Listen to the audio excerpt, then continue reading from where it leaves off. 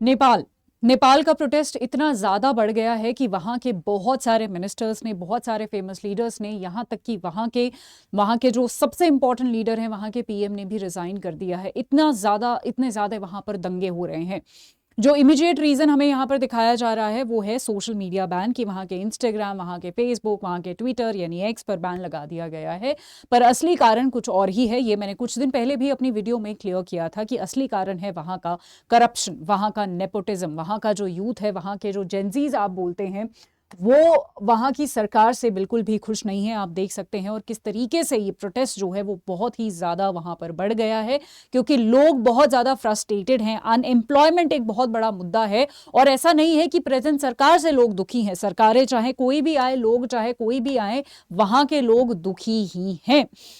वहां की सरकार ने जो है सोशल मीडिया पर बैन किया था, और ये एक इमीडिएट कॉज निकल कर आया था इन सारे प्रोटेस्ट का। और सरकार का कहना था कि हम जो है फ्रॉड वगैरह को, साइबर क्राइम्स को, थ्रेट्स को रोकना चाहते हैं, इसीलिए हम बैन कर रहे हैं। हालांकि सरकार का कहना था कि हमने इन सब लोगों को जो है पहले चेतावनी दी थी, उनको बोला था कि आप हमारे साथ रजिस्टर करवा लीजिए, इनको समय दिया था, पर इन्होंने रजिस्टर नहीं करवाया, इसीलिए हमने इनको बैन कर दिया। जिससे वहां का जो जेंजी है, वहां के जो यूथ है, वो बिल्कुल भी खुश नहीं थे, और पहले से ही जो परेशान थे अनएम्प्लॉयमेंट की वजह से, नेपोटिज्म की वजह से, करप्शन की वजह से, उनके लिए कहीं ना कहीं एक ट्रिगरिंग पॉइंट था जिसने ट्रिगर किया, और इस प्रोटेस्ट को जो है इतनी बुरी तरीके से ये प्रोटेस्ट फैल गया, जहां पर बहुत सारी बिल्डिंगों को आग लगा दी गई है। आप देख सकते हैं, चाहे पार्लियामेंट हो, सुप्रीम कोर्ट हो, पीएम का रेजिडेंस हो, और भी बहुत सारे पॉलिटिकल लीडर्स के घरों में जा जाके लोगों ने जो है आग लगा दी है। मैं कुछ तस्वीरें और कुछ इमेजेस और कुछ वीडियोस आपको यहां पर जरूर दिखाना चाहूंगी, जिससे जो माहौल है वो आपको अच्छे से पता चलेगा। और जैसा कि मैंने बोला कि ऐसा नहीं है कि जो प्रेजेंट सरकार है उसी के खिलाफ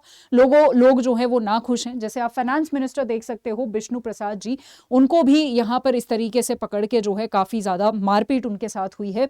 एक्स नेपाल पीएम शेर बहादुर देवबा जो है वो भी आप देख सकते हैं, उनके साथ भी जो है यहां पर मारपीट हुई है। उसके साथ साथ जो वहां के पीएम है केपी ओली साहब, अब तो थे बोल सकते हैं, अब तो वो उन्होंने रिजाइन कर दिया है, ठीक है, उनके घर पर भी इस तरीके की आग लगाई गई है। बहुत ज्यादा जो है दंगे, मतलब इतनी बुरी तरीके से फैल गए हैं। मुझे याद नहीं कि कब मैंने किस देश में इस तरीके से देखा था कि पार्लियामेंट पर अटैक हो गया है, उसी की जनता ने अटैक किया है, उसी देश की जनता ने लीडर्स के घरों में जा जाकर आग लगाई जा रही है, पॉलिटिकल लीडर्स को भागना पड़ रहा है। इस तरीके के सीन्स मैंने तो नियर फ्यूचर में कभी सुने नहीं हैं। यहाँ पर यह भी न्यूज़ आई थी कि 19-20 लोग जो हैं, 19-20 जो प्रोटेस्टर्स हैं, जो जेंजीज हैं, वो उनकी मृत्यु भी हो गई है इन सारे प्रोटेस्ट में।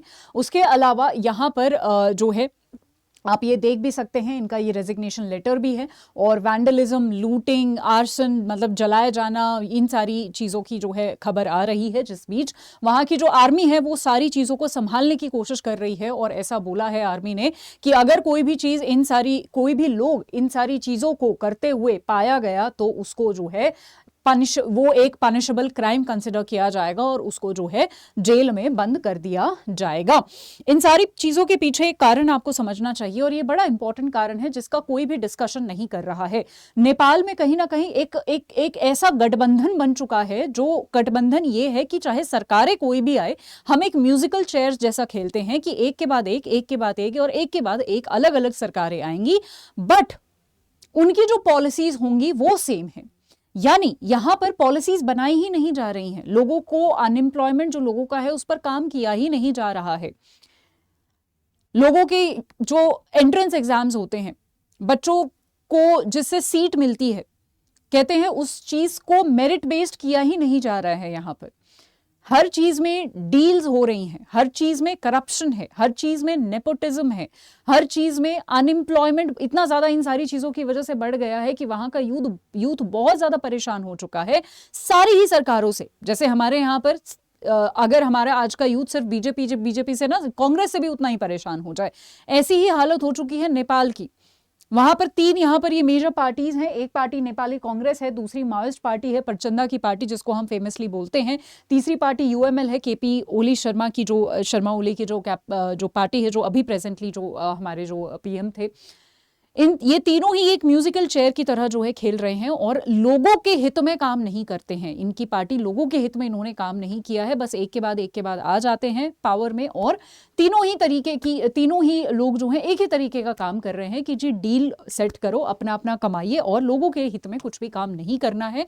और ये प्रिसाइजली वहां के लोगों को आसानी से समझ आ गया है कि ये जो अलायंस पॉलिटिक्स इन्होंने चलाई हुई है कि जहां पर power driven by deals not by policies, कि जी आपको कोई पॉलिसी नहीं बनानी है, लोगों के लिए काम नहीं करना है, आपको यहां पर डील्स बनानी है बैठ के, ये सारी चीजें लोगों को समझ आ गई हैं। और उसके बाद लोगों का जो आक्रोश है वो आप देख ही सकते हैं। लोग यहां पर डायरेक्टली ये बोल रहे हैं that we are done with the recycled surnames, give us leaders not the heirs, यानी हम सेम सरनेम से परेशान हो चुके हैं, हमें नए लोग, नई एनर्जी और नई पॉलिसी मेकर्स चाहिए, हमें वो सेम इंसान नहीं चाहिए जो पहले भी मतलब चलते आ रहे हैं इतने सालों से, सेम ही हमारे पास लीडर्स हैं। अब हमें नए लोग चाहिए अपनी पॉलिटिक्स में एज अ लीडर, ताकि वो बेटर पॉलिसीज फ्रेम कर सकें। We are done with the heirs, we are done with the nepotism. ठीक है, सो यही जो है यहाँ पर आया है। तो उसके अलावा यहाँ पर ये बहुत सारी the revolution will be televised live, तो यहाँ पर ये आप एक देख भी सकते हैं। We saw what happened on streets today and you did not hesitate to shoot at children and youth, तो ये एक जो है यहाँ पर दिखाया भी गया है। इन सारी चीज़ों के पीछे बहुत सारे लीडर्स तो नहीं है या फिर कोई फेमस चेहरा तो नहीं, बट 2-3 ऐसे लोग हैं जिनका एज अ फेमस चेहरा जो है वो सामने आ रहा है। जैसे आप ये देख सकते हैं, बालेंद्र शाह करके हैं, जिनको बालेन शाह भी कहते हैं, 35 साल के ये हैं। तो ये जो है जंजीज को सपोर्ट कर रहे हैं। He is mayor of Kathmandu, तो ये जो है यहाँ पर इनको सपोर्ट कर रहे हैं। उसके अलावा एक दो और जो है लोगों के चेहरे आए हैं जो जेनजीज को सपोर्ट कर रहे हैं। भारत का इस पर क्या स्टैंड है? देखिए, भारत तो ऑफ कोर्स दूसरी कंट्री है, तो हम कुछ ऐसा सच नहीं कर सकते। हम बस अपने लोगों को जो वहां पर रह रहे हैं उनको बोल सकते हैं कि आप सेफ रहिए, सुरक्षित रहिए, अंदर रहिए। वही एडवाइजरी हमने नेपाल के लिए जारी भी की है कि जी आप इस सिचुएशन जो है काफी खराब चल रही है, तो आप ट्रैवल करने से बचिए। जो भी यहाँ पर हैं वो ट्रैवल ना करिए अभी फिलहाल के लिए, नेपाल में घूमने फिरने ना जाइए। जो पशुपति के लिए बहुत सारे लोग जाते हैं तो वो अभी के लिए ना जाइए। उसके अलावा जो नेपाल में हमारे लोग रह रहे हैं वो अंदर रहिए, स्ट्रीट पर ना आइए, अपनी सेफ्टी का ध्यान रखिए। उसके लिए यहाँ पर नंबर्स भी कुछ बताए गए हैं। ठीक है, ये व्हाट्सएप के नंबर हैं, तो ये आप देख सकते हैं। उसके अलावा यही जो है हमारी सरकार ने बोला है, वेस्ट बंगाल की सरकार ने भी बोला है, क्योंकि जो है नेबरिंग स्टेट है, तो यही सिमिलर सी चीज़ें बोली हैं कि देखिए हम वैसे तो कुछ नहीं कर सकते, बट हम डेफिनेटली ये बोल सकते हैं कि जो है सारी चीज़ें शांत रहनी चाहिए। हम नेबरिंग स्टेट है, तो जो है थोड़ा सा हमारा यहाँ पर कर्तव्य बन जाता है कि हमारे स्टेट तक कोई चीज़ ना पहुँचे, हमें पीस इंश्योर करना पड़ेगा, ये सारी चीज़ें। सो बेसिकली यहाँ पर 100 बातों की एक बात ये है कि नेपाल का जो फ्यूचर है वो इस चीज़ पर ही डिपेंड करता है कि ये जो चेयर्स की ये जो साइकिल है कि इन्होंने एक गठबंधन, एक अलायंस बना लिया है कि एक के बाद एक सरकार, इसके बाद ये सरकार, इसके बाद ये सरकार आती रहेगी, जैसे पिछले कुछ सालों में हो रहा है, और यही सरकारें आती रहेगी और किसी नए इंसान को हम नहीं आने देंगे, नई पॉलिसीज को नहीं आने देंगे और लोगों के हित में काम नहीं होने देंगे। जब तक ये गठबंधन, जब तक ये साइकिल नहीं टूटेगी, तब तक नेपाल का भला नहीं होने वाला है। This is the story. I hope session आपको अच्छा लगा होगा और पूरी कहानी आपको समझ आ गई होगी। मोस्ट इंपॉर्टेंटली रीजंस आपको समझ आए होंगे कि क्या असली कारण है ये प्रोटेस्ट होने के। सिर्फ सोशल मीडिया बैन एक कारण नहीं है, वो सिर्फ एक ट्रिगर है। जैसे वर्ल्ड वॉर में भी एक ट्रिगर था, बट कारण बहुत सारे थे। पहले से ही बहुत सारी चीजें पाइल अप हो रही हैं यूथ में, वो कारण है, ना कि ये कारण है। सो आई होप सेशन आपको समझ आ गया होगा, अच्छा लगा होगा। अगर आपको आज का सेशन अच्छा लगा हो तो मुझे जरूर बताइएगा। इस सेशन को ज्यादा से ज्यादा शेयर कीजिएगा अगर अमंग्स योर फ्रेंड, अगर आपको ये सेशन अच्छा लगा हो। आज के लिए इतना ही, अपना ध्यान रखिएगा। Thank you so much, bye bye and take care.